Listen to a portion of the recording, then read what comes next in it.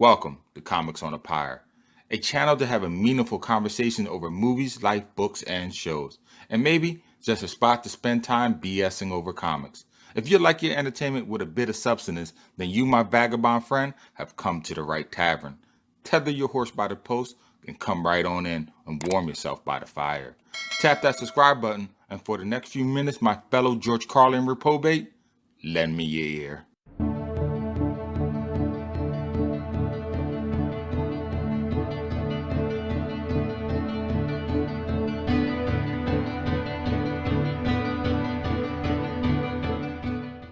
Man, Hawk, issue number 1, published in May of 1962, was a hit and a miss issue for me. There's a lot about it I liked, but some of it, to be honest, I don't know why it was in the comic at all. Let's start with the obvious. This single issue introduces us to the foundation of the Hawk's character cast mythos that we will grow up to love in the future. It chronicles a lot of first appearances.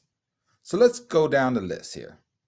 We have, of course, Dr. Bruce Banner, the atomic scientist who created the gamma bomb, and who is subsequently transformed into the monstrosity we know today as the Incredible Hulk. Next is Rick Jones, the adventurous teenager who wanders out onto the test site just moments before the gamma bomb detonates. He subsequently winds up becoming the Hulk's tag-along, a nursemaid, if you will. And then there's General Thaddeus Thunderbolt Ross, Betty Ross's father and the military representative to the gamma bomb testing. He comes off as condescending to Banner, probably seeing Banner as less than a man because of his physical stature and his tendency to look towards the intellect to settle his problems. Ross perceives a man mainly by his strength and dominating willpower. In truth, I always thought of Ross that he looked on Banner much the same way that the Hulk did, as a puny human. Anyway, the general will eventually go on to be one of the Hulk's most fiercest adversaries by using the power of the United States Army at his whim. He doggedly hunts down the Hulk throughout his lifetime at great lengths. Next is Betty Ross, the daughter of Thaddeus Ross and love interest of Dr. Bruce Banner. She comes off as a sheltered girl, with her dominating father always hovering over her. Over time, Bruce and Betty will develop feelings for each other, but in this issue, they are just in their acquaintance stage of their relationship. The other two characters, I wonder why they were even bothered to be put into the story. Igor Drenchkov, the Russian spy, and Gargoyle, a Soviet scientist and the first foe of the Hulk. Why in the first issue did the Hulk go to Russia? What purpose did it serve? Just to cure the Gargoyle of his ailment and make him human again? I miss why they added this part to the story. It doesn't add to the mythos of the Hulk, the character. It seems to derail from the major plot line of the story, which was how the Hulk came to be and Bruce's reaction to him. But enough on that. What the story does right, though, I simply love. It starts out with Banner in the desert on a remote testing site, surrounded by Betty, Thaddeus, and Igor, and other military personnel. All was going to plan on a testing of the gamma bomb when out of nowhere a young brash kid by the name of Rick Jones decides to drive onto the testing site. Immediately, without thought of his own well-being, Bruce rushes to Jones and is able to throw him into a protective trench before the bomb goes off. Unfortunately, though, there is not enough time to shield Banner as well, and during the explosion, he is bathed in a deluge of gamma rays. The explosion inundates his body, exposing him to lethal amounts of the radiation. The shock from the exposure is so powerful, in fact, that the event renders Bruce unconscious. Later, he awakens in a cell in the presence of a doctor and Rick Jones. Bruce cannot believe that he still exists, stating it seems impossible to take that much radiation and not die. This is where I think, for two reasons, the story gets interesting. One, the Geiger counter goes haywire during Bruce's transformation, indicating that a massive amount of gamma radiation is released every time Bruce turns into the Hulk. And second, the transformation happens not because it's triggered by Bruce's anger, a trope that we know today. It's not because of a boost of adrenaline into his bloodstream, or even because he wants it to happen. It is because of the setting of the sun and coming of the night. Like a werewolf, the transformation occurs to the lunar cycle, during which time Banner is helpless to stop the metamorphosis.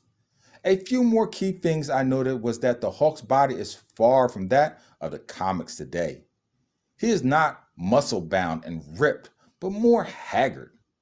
Don't get me wrong, his physique denotes strength, with those used hands and knuckle dragon length arms, but he seems more like a troglodyte of lore. A man, yes, but a prehistoric caveman from the Cro-Magnon era. One with a hunched over posture and dull-witted. Undoubtedly, what Jack and Lee was going for, as Stan often talked about, was Frankenstein the monster, being one of the inspirations of the Hulk, along with Dr. Jekyll and Mr. Hyde, of course.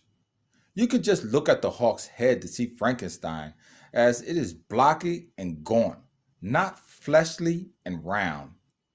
And the last thing I would like to mention about the appearance of the Hulk is, of course, his color palette.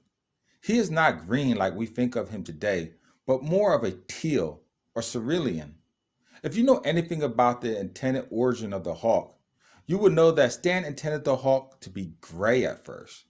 But I think he said there was something wrong with the printing press machine and it kept on coming out more and more green, so he just left it. Anyway, because of nightfall, Bruce turns to the Hulk and bursts out of his cell and returns to his house where Igor is found rummaging through his documents. In an attempt to stop the Hulk, Igor shoots him in the shoulder. Now, the reason why I bring this up is because when the Hulk turns back to Bruce due to the sun rising, I might add, the wound is still present in Bruce's shoulder. First of all, this is not the Hulk I knew of. The bullet would not have penetrated his body. And if it did, the wound would have healed up well before the transformation back to Banner. Some other things to think about is how Bruce says after the change, it feels as though a veil has been lifted. This causes me to surmise that the Hulk is still Bruce Banner mentally, but just a more primitive version of him, and not a separate being. Anyway, this issue has a lot to offer, and hopefully I have given you a lot to think about as well. But even if that is not enough, I would say that Jack Kirby's artwork is just astounding in this issue, as if it's not in other works. When I look at the panel, sometimes I felt trippy, as if I took on a psychedelic drug. Images seem to move and not move. They seem three-dimensional, and characters looked as if they were drawn on a different sheet of paper on the backgrounds, adding a sense of depth to the drawing. Well, that's it for now. If you like what you've seen, then visit my YouTube channel, Comics on the Pyre, for other videos like this one. While there, be sure to tap, hit the like button, and subscribe to be notified when the next video drops. And oh yes, as always, until next time, keep reading, my friends.